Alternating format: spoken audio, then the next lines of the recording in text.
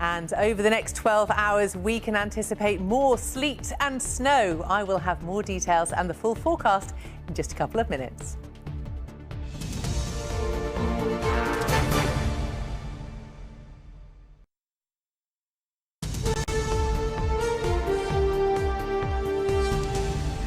It's time for the weather now. As you can see, Becky is here. And the question on every child's lip across the UK, when is it going to snow all over? I know, we are under so much pressure as adults, aren't we? So much pressure. When there's any hint of snow, it's when will it happen for us? Well, I have to say that there is snow around. This is the Dorms, and we are definitely going to be seeing really quite a wintry picture across many parts of the UK. Not for everyone, but certainly this is our first real taste of winter, because apart from the snowy stuff, it's really going to feel very cold indeed. We are going to be seeing a sprinkling of snow across some areas, even to lower levels. But generally over the week, the main point about it is that it's going to be feeling cold with a really biting northerly wind. This is Ribble Head Viaduct in Yorkshire, as you can see, absolutely beautiful. Let's have a look at what's going on.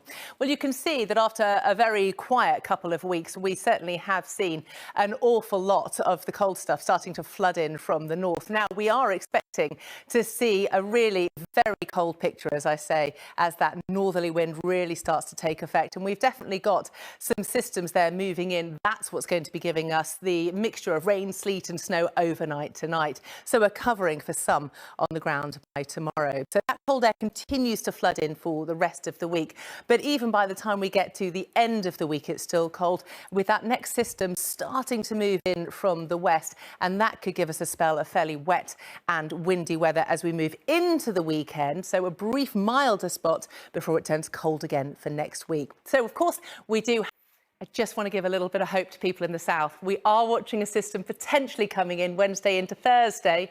I will keep you posted. Just say that to the kids. I'll keep everything crossed. Thanks very much. So let's get the detail then. Of course, it's going to be a cold and wintry week, an unsettled and cold story, snow and ice for some, but good sunshine at times as well. It's definitely not going to be a horrible week. In fact, for many, it's going to be absolutely lovely, perfect for getting out for a wintry walk with a bitterly cold wind, particularly felt down the eastern fringes. And as I say, snow showers at times.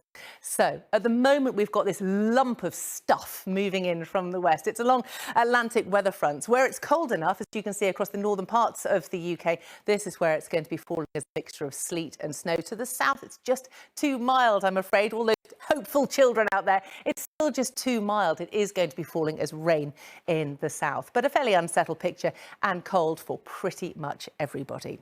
Now, as we look ahead to the story for tomorrow, we do so with some beautiful conditions to start the day, and the snow and ice warning is in there really for much of the morning, just hangs in there to the north into the afternoon. Some lovely sunshine starting to kick in as well. Towards the south, though, a little bit more in the way of the cloud, and just look at that contrast in temperatures. Then you add on the effect of that really cold northerly wind that's coming straight down from the North Pole, and that is going to make it feel colder still, below freezing across those eastern areas. So really it will start to feel properly wintry, even though technically we are still in autumn.